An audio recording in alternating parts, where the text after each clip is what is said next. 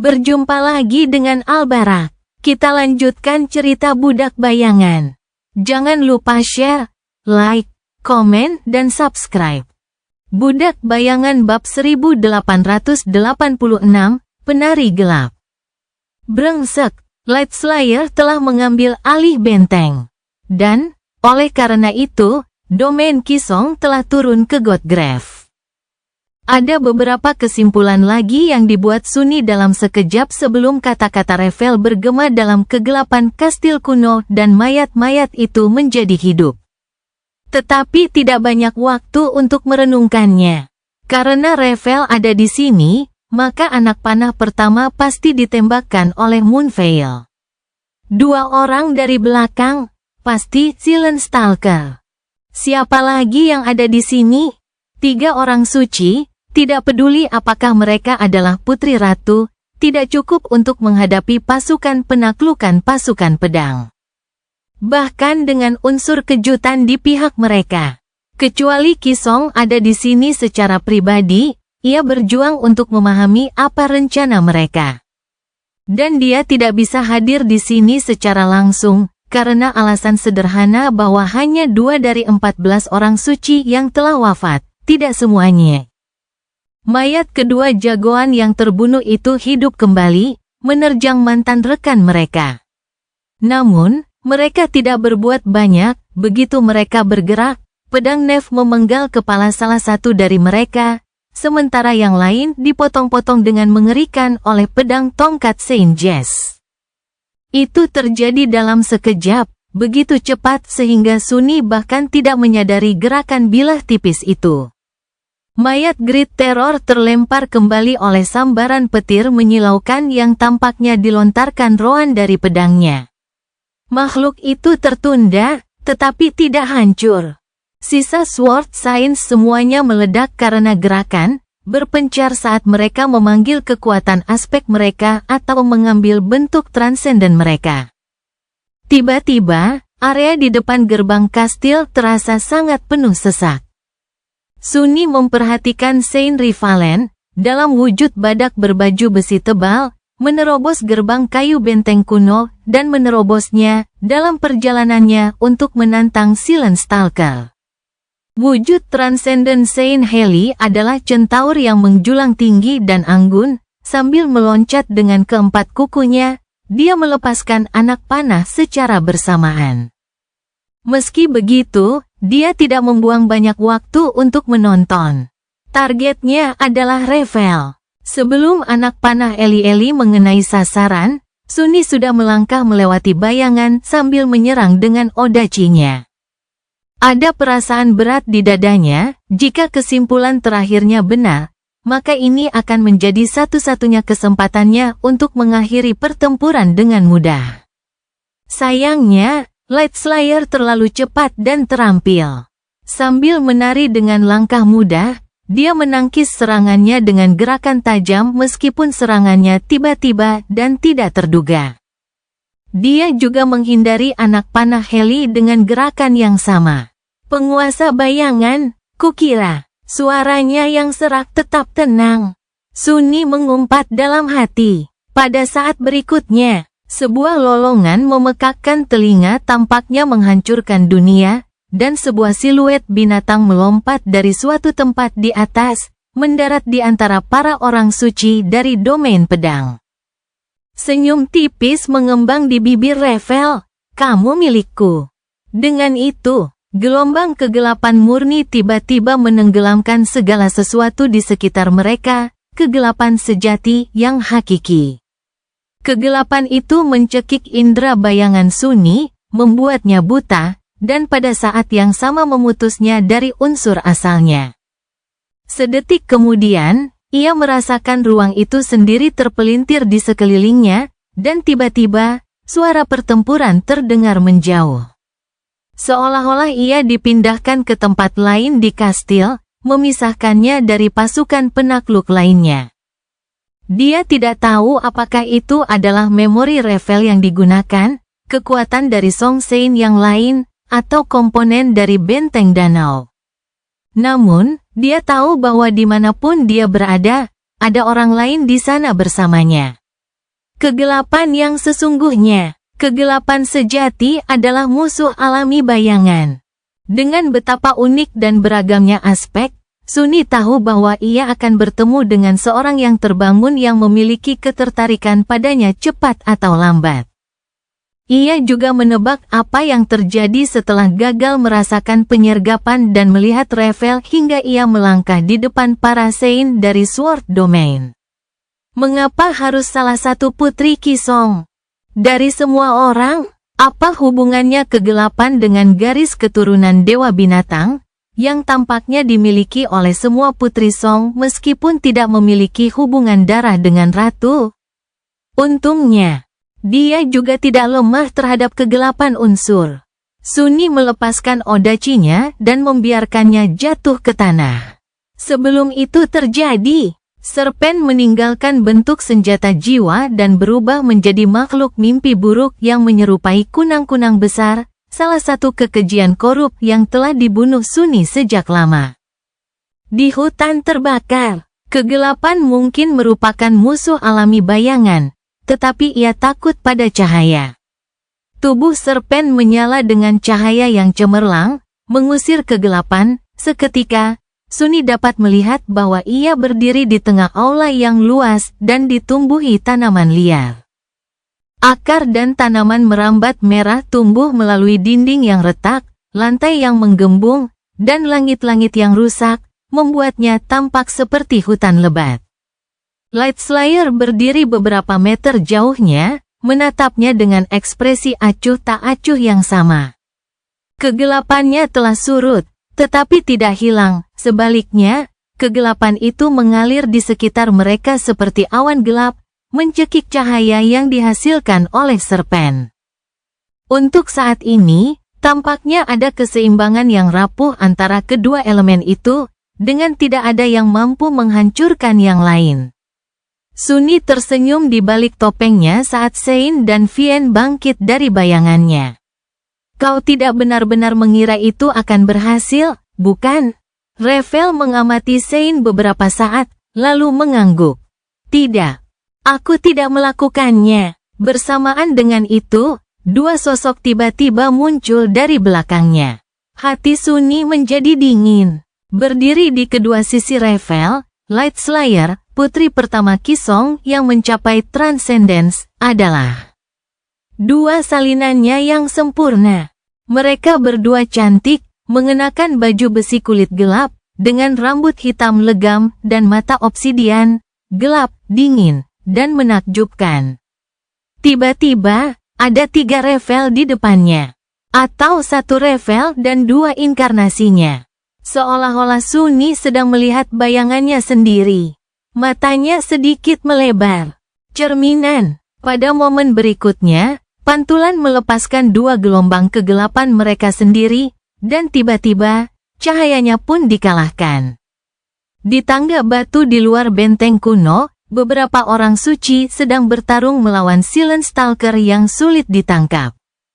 Di balik gerbang, mereka semua terlibat dalam pertarungan sengit melawan 3 monster buas. Salah satunya adalah Lonesome Howl, putri Qisong lainnya. 2 lainnya adalah Mordred's Reflections. Mayat Great Terror yang telah mati juga ada di sana, terluka, tetapi tak kenal ampun. Jauh di dalam aula, Saint Jess dari Dagonet tengah menghadapi gargoyle yang menjulang tinggi. Wajah agung makhluk itu, yang tampak diukir dari batu abu-abu, memancarkan ekspresi muram dan jauh. Orang tua itu menyeringai. Orang suci kesedihan, ya. Gargoyle itu menundukkan kepalanya sedikit. Saint Jess menggelengkan kepalanya dengan putus asa. Ya ampun, gadis Ravensong itu benar-benar harus mengirim orang paling bodoh di dunia untuk melawanku. Sungguh kejam. Dan di tempat lain, di lantai tertinggi istana megah itu, Nevis dikelilingi oleh 3 wanita muda yang cantik. Masing-masing dari mereka memiliki paras yang menawan, rambut putih, dan mata indah yang tampak berkilauan dengan cahaya bulan yang pucat. Pipi Nev masih terluka, sisi kiri wajahnya berlumuran darah. Dia menyentuh luka itu sebentar dan mengamati jari-jarinya, mengerutkan kening saat melihat darah. Apakah kamu Putri Moonveil? Ketiga wanita muda itu tersenyum. Namun, hanya satu yang berbicara, memang. Namun, cahaya pucat matanya perlahan meredup, mengubahnya menjadi dua jendela menganga menuju kekosongan yang tak berujung dan tanpa cahaya.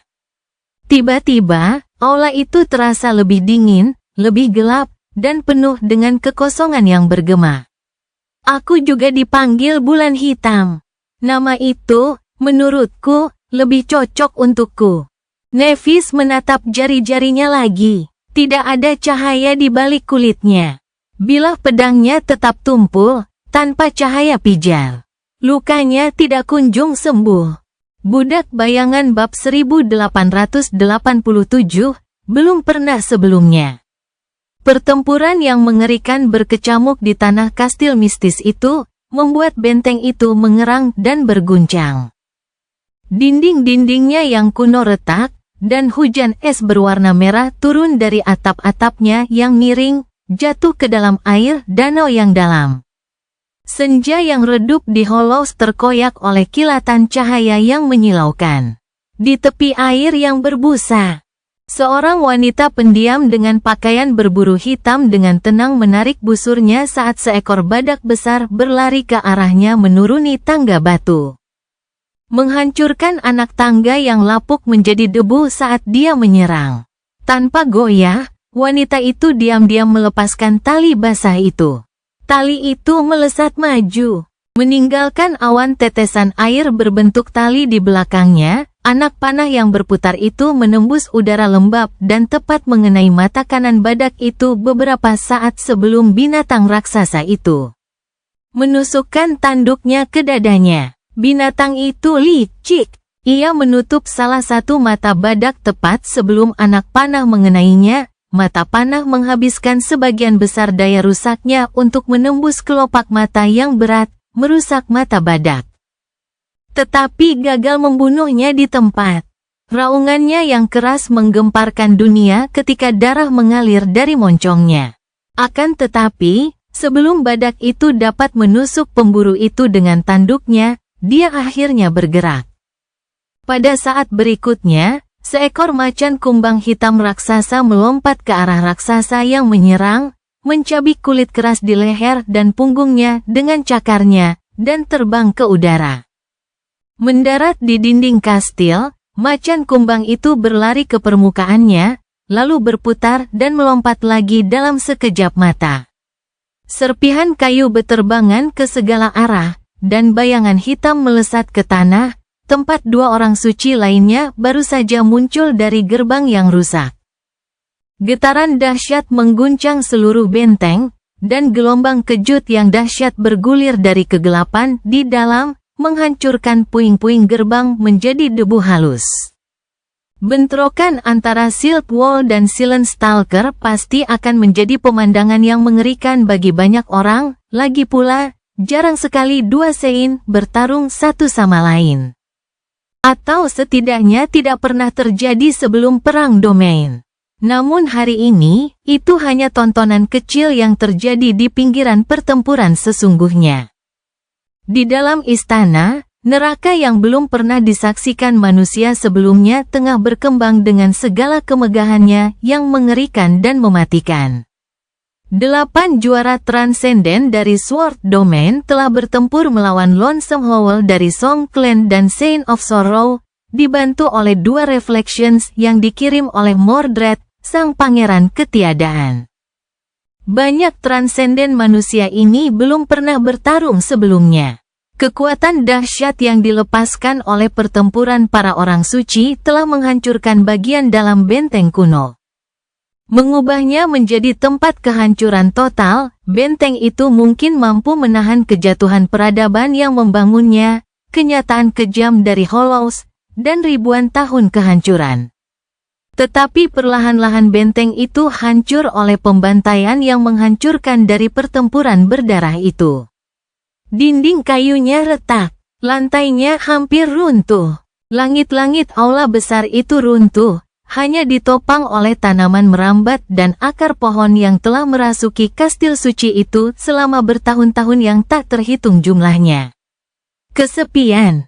Wujud Transcendent Howl adalah serigala raksasa yang mengerikan. Bulunya hitam seperti langit malam, dan matanya yang seperti binatang menyala dengan api merah yang membara.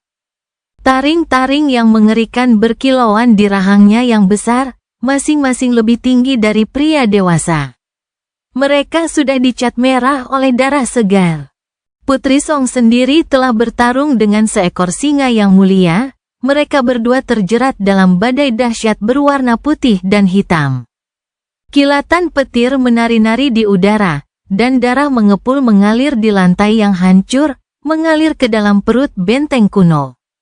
Kedua refleksi itu juga telah berubah wujud menjadi serigala hitam yang menakutkan. Hanya saja, tidak seperti Lonesome Howl, yang merupakan binatang transenden, keduanya adalah makhluk tertinggi. Mereka tidak memiliki kemauan dan kecerdikan manusia, tetapi jauh lebih kuat. Lebih dari itu, keduanya memiliki garis keturunan Dewa Bisgat, sama seperti Putri Song, dan karena itu, Science of Swords tidak dapat mengalahkan Reflections meskipun jumlah mereka lebih banyak.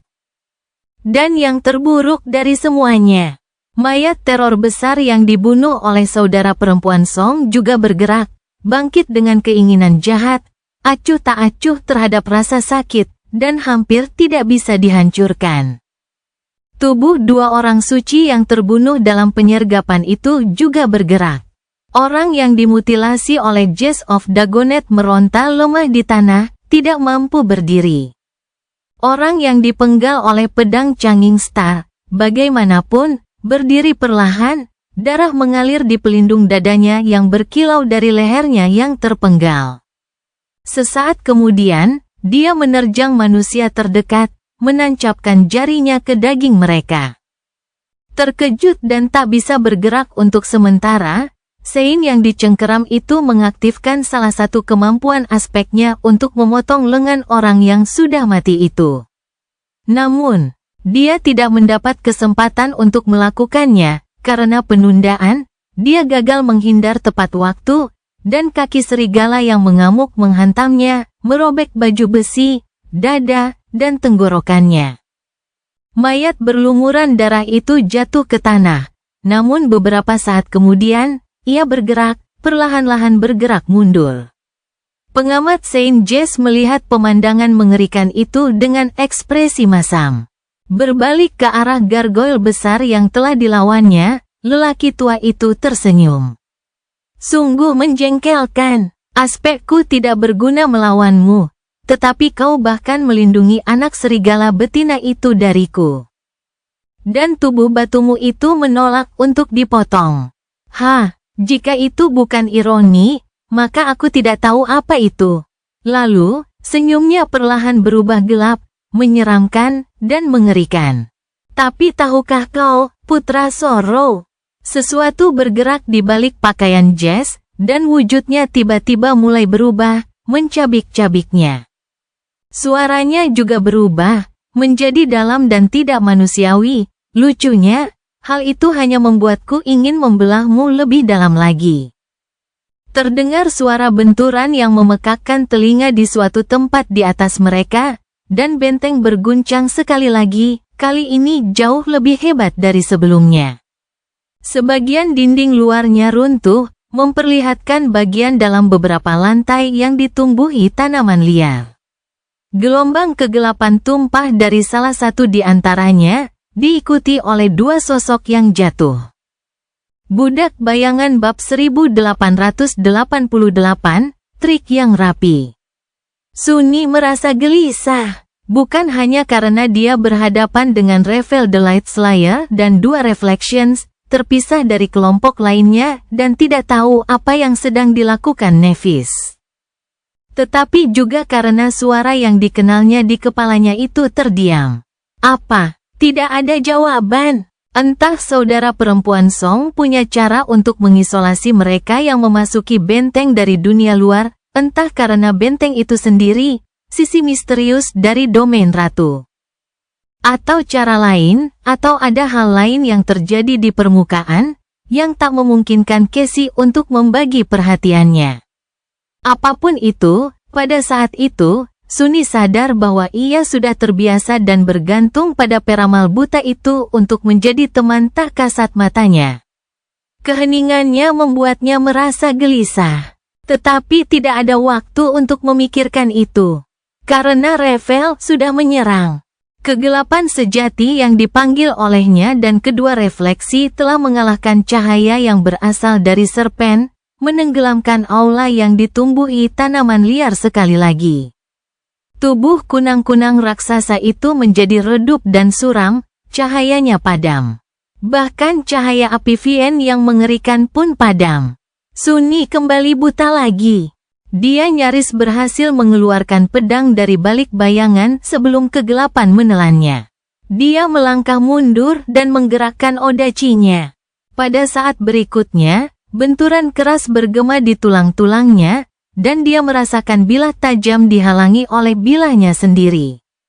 Sambil memutarnya hingga terikat, Sunny dengan tenang menggeser berat badannya dan melancarkan tendangan ke depan yang menghancurkan. Terdengar suara telapak kaki yang lembut menggesek kayu. Seolah-olah seseorang telah melompat mundur, dan tendangannya tidak mengenai apapun kecuali udara. Hampir pada saat yang sama, dia mendengar geraman kesal, dan semburan api merah yang panjang sesaat mendorong kegelapan menjauh, memperlihatkan siluet para petarung. Sein telah bergerak untuk melindungi serpen dari serangan mematikan yang dilancarkan salah satu refleksi, tepat saat aula itu diselimuti cahaya merah redup. Sebilah pedang tajam mendarat di perisainya, mengirimkan gelombang kejut dahsyat yang bergulir keluar dan mencabik-cabik akar kuno itu. Vien juga telah dilemahkan oleh kegelapan sejati, semburan api yang disemburkannya gagal menangkap refleksi kedua, dan api itu melompat ke udara, memberikan tendangan melayang ke dadanya yang lebar. Gelombang kejut lainnya menghantam lantai, dan raksasa baja itu terhuyung mundur.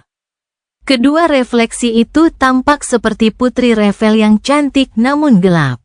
Tetapi Revel sendiri berdiri di depan Sunny, hanya beberapa meter jauhnya. Saat mereka berdua mengabaikan gelombang kejut dan cahaya api Vien padam. Suara dinginnya bergema dalam kegelapan, trik yang bagus dia terdengar terkesan dan acuh tak acuh terhadap fakta bahwa dia berhasil menangkis serangan pertamanya meskipun dibutakan oleh kegelapan. Sesaat kemudian, suaranya tenggelam dalam hiruk-pikuk yang memekakkan telinga saat bayangannya bertarung dengan pantulan Mordred. Omong kosong, Sunny mengubah posisinya dan mempertahankan sisinya. Terjadi benturan lagi, dan meskipun ia mencegah bilah Revel menggigit baju zirahnya, ujungnya masih menggesek mantel onyx, mendorongnya ke belakang dan hampir membuatnya kehilangan keseimbangan. Alasan Sunny mampu mempertahankan diri dari Light Slayer sederhana saja, itu adalah kombinasi dari pengalamannya dan Shadow Dance, serta peningkatan 3 kali lipat bayangannya. Dia mungkin tidak punya waktu untuk memahami esensi sejati gaya bertarungnya, tetapi dia cukup tahu untuk memprediksi dari mana dia akan menyerang, dan bagaimana, kurang lebih. Dia terlalu cepat dan kuat untuk menjadi seorang Sein, yang berarti aspeknya memberinya semacam peningkatan miliknya sendiri. Namun, pedang Revel sangat mirip dengan Tachi, dan Sunny sangat ahli dalam menggunakannya.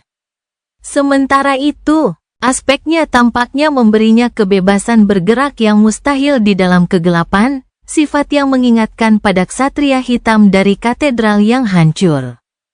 Yang telah dibunuh Sunny bertahun-tahun yang lalu, dan juga langkah bayangannya sendiri.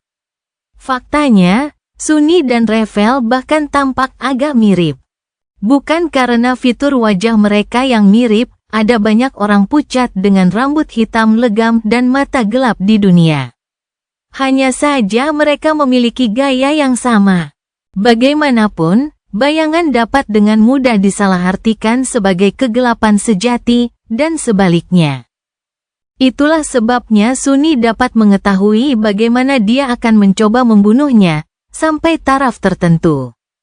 Dia hanya bertahan terhadap apa yang akan dilakukannya sendiri. Itu berhasil sampai sekarang. Namun berapa lama lagi hal itu akan menyelamatkan hidupnya? Tanpa indera bayangan, dia tidak bisa mengintip niat Rafael dengan shadow dance. Tanpa penglihatan, dia tidak bisa melihat apa yang sedang dilakukan Rafael. Rafael bisa mengkhianati harapannya dan melancarkan serangan yang tidak seberapa hanya untuk mengacaukan prediksinya. Rafael bisa mengunggulinya hanya dengan bersabar. Dia bahkan bisa mengabaikannya sepenuhnya dan bergerak untuk menyingkirkan salah satu bayangannya dari belakang terlebih dahulu. Brengsek, Sunni tidak pernah merasa begitu tidak berdaya selama waktu yang sangat-sangat lama. Benteng itu mengerang dan bergetar di sekeliling mereka. Dia beradu dengan Light Slayer beberapa kali lagi, nyaris tidak berhasil menghindari kematian dalam rentetan serangan berbahaya dan mematikan. Keahliannya dalam menggunakan pedang sangat hebat, dan penguasaannya dalam pertempuran sangat menakutkan. Dia menangkis beberapa serangan dan melemahkan dampak serangan lainnya. Pedang Rafael mengguncang tubuhnya dan meninggalkan bekas luka di permukaan mantel onyx. Tetapi baju besinya bertahan. Bilah tajam itu meluncur ke celah-celahnya beberapa kali, menyebabkan dia merasakan sakit yang menyiksa, namun hanya menghasilkan sedikit kerusakan. Itu satu pesona yang mengerikan. Pedang Rafael tampaknya menginfeksi semua yang disentuhnya dengan wabah racun yang kuat, mengakibatkan rasa sakit yang tak tertahankan, kelumpuhan, pemborosan, dan nekrosis di saat yang bersamaan. Blood Wave melahapnya dengan lahap, mencegah racun menyebar ke jantungnya. Sebuah ejekan dingin datang dari kegelapan. Apakah kamu manusia? Aku tidak bisa mencium bau darahmu sama sekali. Sunni tersenyum miring di balik topengnya. Manusia? Tidak. Aku hanya bayangan. Bayangan tidak benar-benar berdarah. Meskipun dia tersenyum, dia tampak muram. Bertahan dari serangan Rafael tidak ada gunanya, inisiatif sepenuhnya ada di pihaknya, dan bayangannya sedang diikat oleh refleksi Mordred. Setidaknya satu dari mereka harus menjadi yang tertinggi, sepertinya, kalau tidak, Sein pasti sudah menghancurkan musuhnya. Jika ini terus berlanjut, dia akan kalah. Dan kemudian, dia akan mati. Yah, tidak juga. Setidaknya salah satu bayangannya akan hancur, membuat Sunni melemah dan inkarnasinya berkurang. Namun kemungkinan besar dia akan selamat. Bahkan jika keempat bayangan itu terbunuh, jiwa Sunni tidak akan runtuh, lagi pula, jiwanya diperkuat oleh Soul Wave. Jiwa manusia normal akan hancur dan menghilang jika integritasnya dilanggar terlalu parah, tetapi dia berbeda. Selama setidaknya ada sedikit jiwa Sunni yang tersisa, suatu hari nanti dia akan dapat memulihkan dirinya sendiri. Namun, bagaimana dengan para orang suci lainnya dari pasukan penakluk? Bagaimana dengan Rohan? Bagaimana dengan Nephis? Dia perlu memikirkan sesuatu. Perubahan taktik, strategi baru. Sunni menggertakkan giginya. Lalu, dia memberi bayangannya sebuah perintah mental. Sesaat kemudian, Vien berbalik, menyerbu membabi buta ke arah dinding aula yang ditumbuhi tanaman liar, dan bertabrakan dengannya dengan kecepatan yang mengerikan. Beban berat iblis yang menjulang tinggi dan kekuatan tertingginya menyebabkan seluruh benteng berguncang. Seluruh bagian dinding kastil runtuh, dan Vien, beserta refleksi yang mengejarnya, jatuh keluar, jatuh ke danau yang jauh. Di tengah kekacauan itu, Serpen bergegas menuju Sein dan melompat ke udara, berubah menjadi Odachi berbentuk ular. Sein menyingkirkan bilah pedang hitamnya dan menggenggam gagang Odachi dengan tangan yang tak tergoyahkan. Dan Sunny melepaskan cengkeramannya pada avatarnya, yang memungkinkan sang penguasa bayangan berubah menjadi satu.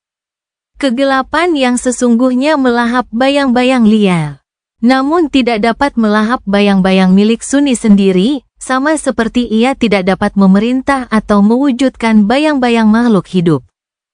Jika tubuh aslinya ada di sini, dia tidak akan bisa mengambil wujud yang tidak berwujud, karena tidak ada bayangan yang bisa dia masuki. Namun, penguasa bayangan adalah avatar yang terwujud, oleh karena itu, wujud alaminya adalah bayangan sejak awal. Jadi, Sunny mampu meninggalkan wujud fisiknya tanpa kehilangan kendali atas inkarnasinya. Ia telah menjadi bayangan di kedalaman lautan kegelapan.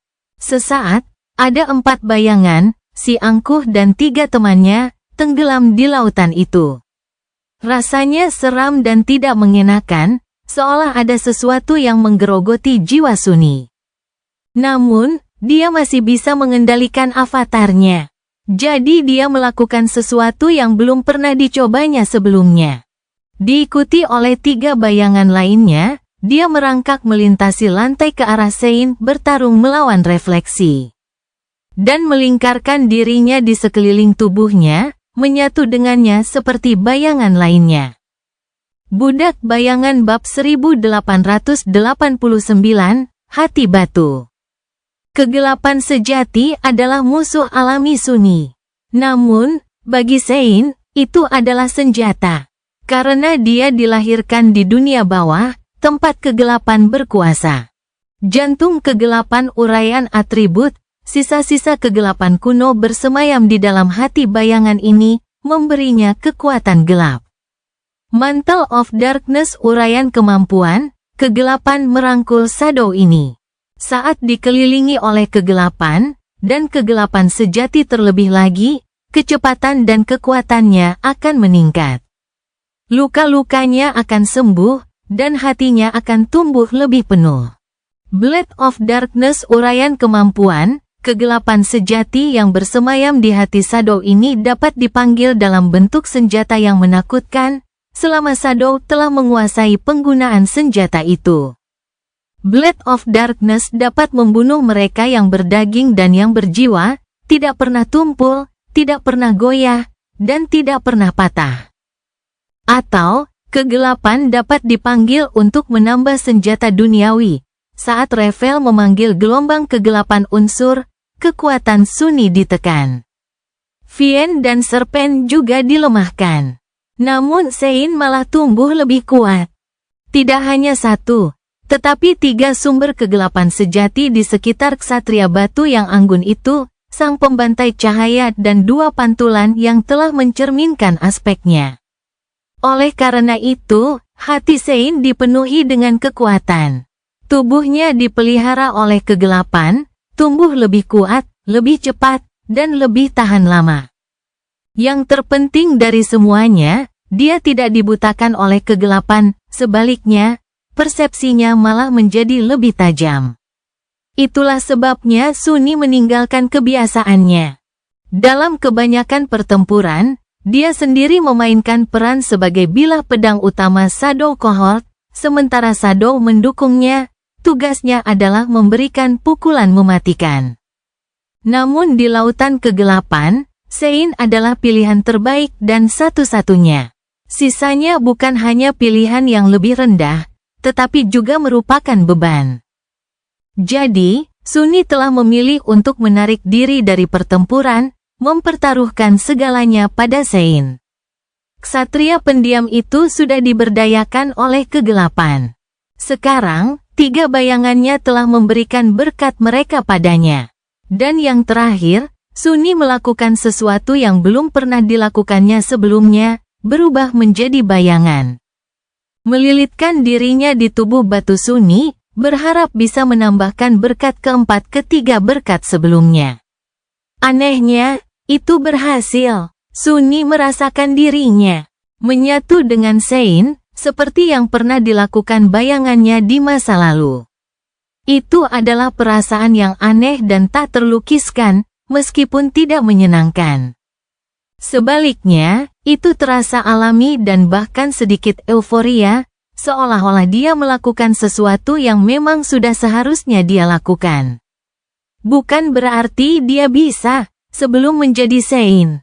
Bahkan sekarang, Sunny tidak tahu apakah hal seperti itu akan mungkin terjadi jika dia mencoba menyatu dengan tubuh aslinya alih-alih inkarnasi bayangan. Tiba-tiba, ia mendapati dirinya terbagi antara dua kondisi sadar. Salah satunya adalah dirinya sendiri, ia menyadari keberadaan dan identitasnya, dan meskipun ia tidak dapat merasakan batas-batas wujud tak berwujudnya, ia tahu bahwa itu ada di sana. Jika ia mau, ia dapat menjauh dari Sein, mendapatkan kembali kemandiriannya. Namun, negara bagian lainnya, dia akan terkesiap seandainya dia punya mulut untuk melakukan hal itu. Sunny telah menjadi satu dengan ksatria batu yang anggun. Dia tidak bisa mengendalikan tubuhnya, tetapi dia memiliki persepsi yang sama tentang dunia.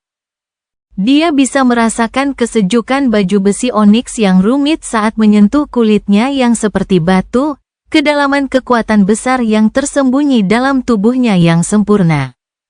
Kehangatan api ilahi yang membakar dadanya seperti mesin abadi, aliran debu merah delima di pembuluh darahnya. Dia juga bisa mendengar semua yang Sein dengar, yang bahkan lebih dari yang bisa didengar manusia transenden, dan melihat semua yang dilihatnya.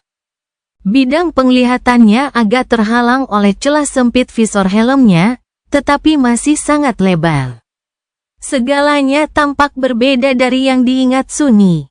Bukan hanya karena mata Sein sama sekali tidak seperti matanya, tetapi juga karena dia jauh lebih tinggi daripada manusia manapun, dan sudut pandangnya jauh lebih tinggi. Sunny juga bisa merasakan bagian yang lebih esoteris dari persepsinya, masa kegelapan yang bersemayam di dalam hatinya, alirannya di sekelilingnya. Dan hal-hal lain di sana yang tidak memiliki nama dalam bahasa manusia. Mungkin itulah yang dialami Casey saat dia menggunakan kemampuan naiknya dan berbagi semua indera dengan makhluk lain. Sein jauh lebih mirip manusia daripada yang diduga Sunny. Namun, pada saat yang sama, struktur tubuh dan inderanya sama sekali asing. Dan akan membuatnya pusing jika bukan karena fakta bahwa Sunny sudah terbiasa dengan perspektif yang tidak manusiawi melalui Shadow Dance dan penggunaan Shadow Shell-nya yang ekstensif.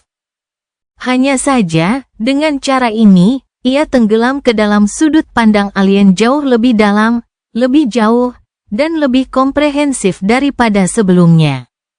Itu benar-benar sebuah wahyu. Bagaimanapun, itu menggembirakan. Tubuh Sunny sendiri adalah mesin yang diminyaki dengan baik yang ditempa dalam pertempuran yang tak terhitung jumlahnya untuk menjadi wadah yang sempurna baginya. Puncak pencapaian atletik, ia responsif, kuat, lincah, tahan lama, dikondisikan dengan baik, dan yang terpenting transenden.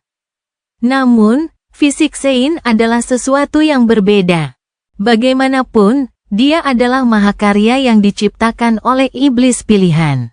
Keberadaannya lebih solid, monolitik, dan memiliki tujuan.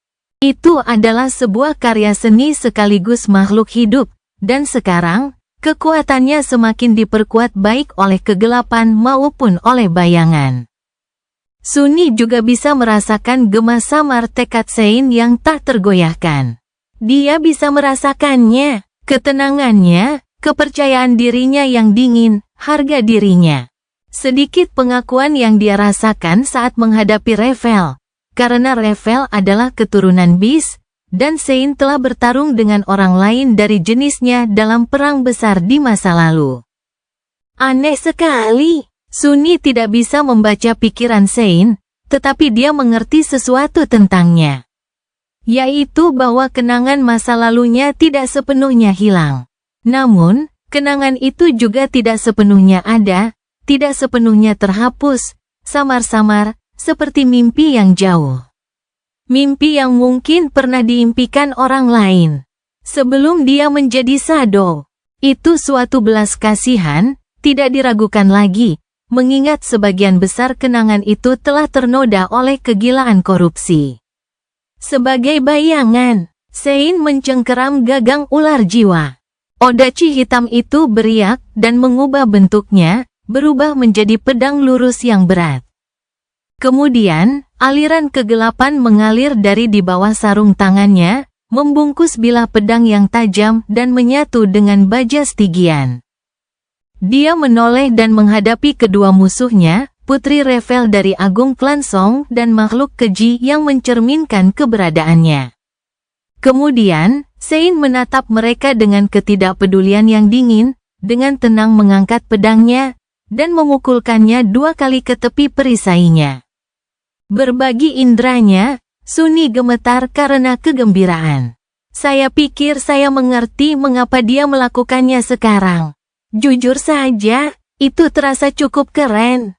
Budak Bayangan bab 1890, Gelombang Gelap. Kini setelah Sunni dapat melihat melalui mata Sein, aula benteng kuno yang porak-poranda itu kembali terlihat olehnya. Aula itu telah berubah drastis dalam waktu yang singkat. Dinding luarnya sebagian hilang, robek oleh serangan Vien. Serpihan dan puing berserakan di lantai yang retak. Tanaman merambat merah dan akar pohon yang mencuat dari langit-langit hancur, memenuhi udara dengan aroma manis sementara mereka mengeluarkan getah kental, dan tidak diragukan lagi beracun. Segalanya tenggelam dalam kegelapan. Sebelumnya, Sunni selalu melihat kegelapan seperti awan kehampaan yang mengepul, penghalang hitam yang tidak dapat ditembus yang seragam dan tanpa ciri, mengaburkan dunia dari indranya. Namun, sekarang, ia melihatnya dalam cahaya baru, atau lebih tepatnya, kebalikan dari cahaya. Bagi Sein, kegelapan itu kaya dan penuh nuansa. Kegelapan mengalir di sekeliling mereka, alirannya yang cair menciptakan pola-pola indah di udara. Bergerak, surut, berubah, hampir seperti makhluk hidup. Kemegahan gelap pemandangan itu halus dan menakjubkan. Sedihnya, Sunni tidak punya waktu untuk menikmati keindahan kegelapan, karena Light Slayer tidak menyia-nyiakan waktu sedetik pun. Yang mengejutkannya, Revel sendiri seperti bagian dari kegelapan elemental yang telah dilepaskannya. Ketika dia bergerak, tubuhnya tampak menyatu dengan alirannya. Larut menjadi cairan gelap yang halus sebelum menyatu kembali menjadi bentuk yang nyata, karena itu dia dapat melakukan perjalanan ke titik manapun di aula dengan kecepatan yang luar biasa sehingga hampir tampak seketika. Pantulannya, yang mencerminkan penampilannya dengan sempurna, adalah sama. Aspek kemampuan pergerakan, atau transformasi sebagian, Sunni tidak tahu. Sedetik kemudian, Sein diserang dari kedua sisi. Revel terlalu kuat dan bertenaga untuk seekor binatang transenden. Yang berarti bahwa setidaknya salah satu kemampuan memberinya peningkatan fisik, sangat mirip dengan Mantle of Darkness milik Sein sendiri. Meskipun sulit untuk menilai, Sunni menduga bahwa tingkat peningkatan itu lebih besar daripada peningkatan fisik Evi sendiri yang kuat.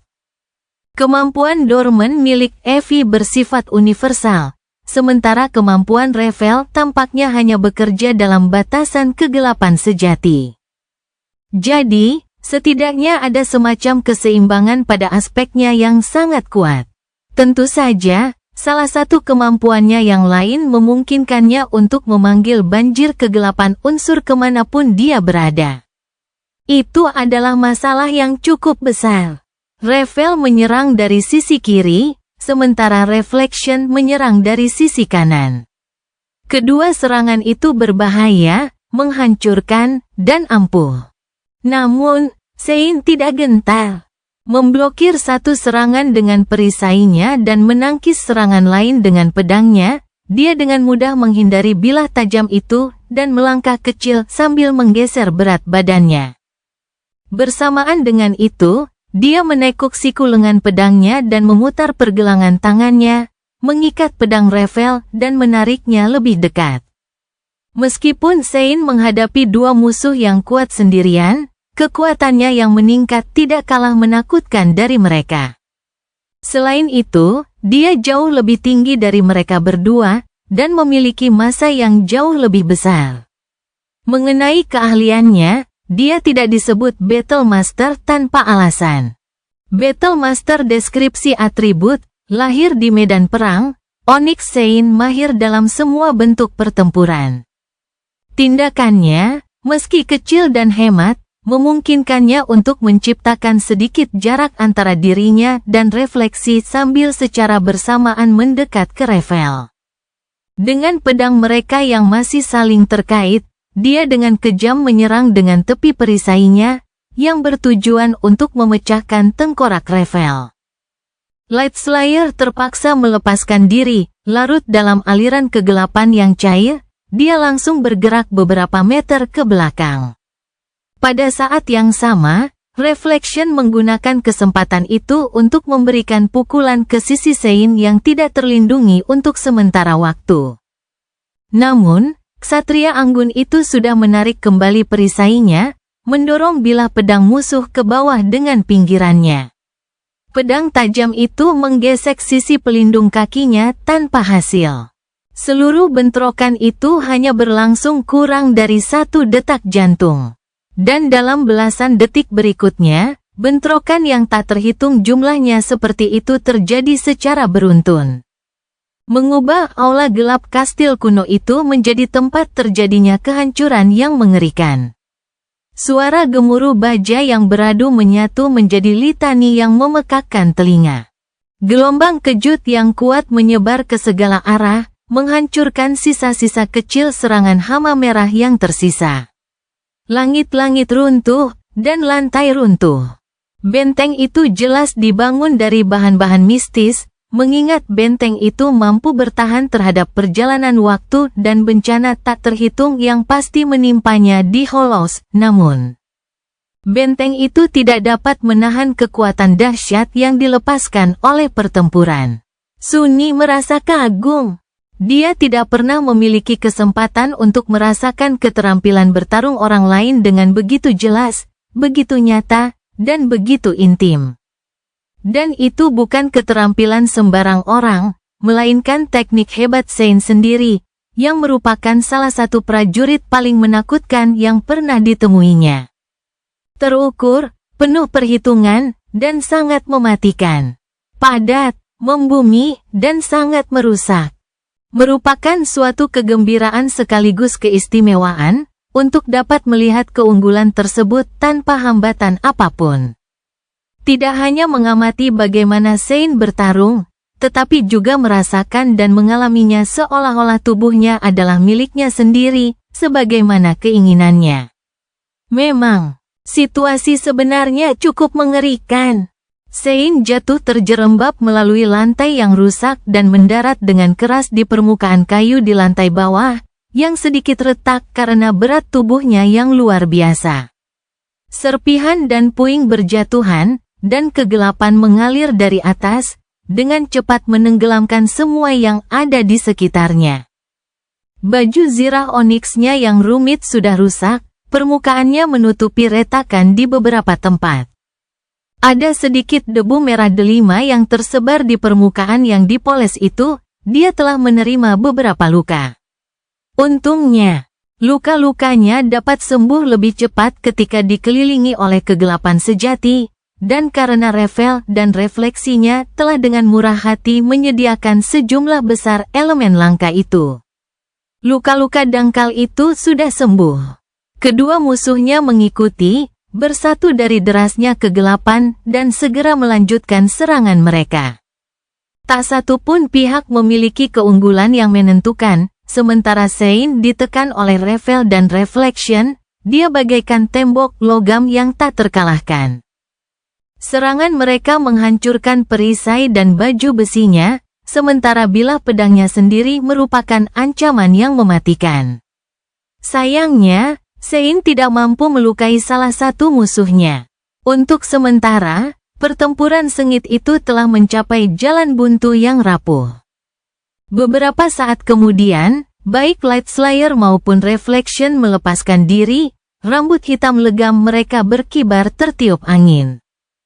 Revel berhenti sejenak dan menatap Sein, ekspresi tegas muncul di wajah cantiknya. Putri Song terdiam sejenak, lalu berkata dengan nada rendah, "Makhluk kegelapan. Di mana pria itu menemukanmu?" Sunyi tidak perlu menjawab dan Sein pun tidak akan menjawab. Dia menatap Revel dengan sikap acuh tak acuh seperti biasanya, lalu mengangkat pedangnya sedikit, bersiap menyerang. Namun, pada saat itu, sepertinya Light Slayer telah mengambil keputusan. Dia tersenyum dingin, dan sesaat kemudian, kegelapan di sekitarnya menyelimutinya seperti mantel. Pada saat yang sama, seluruh benteng tiba-tiba berguncang, dan suara kayu pecah yang memekakkan telinga mencapai mereka dari suatu tempat yang tinggi di atas. Cerita bersambung. Jangan lupa share, like, komen, dan subscribe, agar tidak ketinggalan cerita selanjutnya.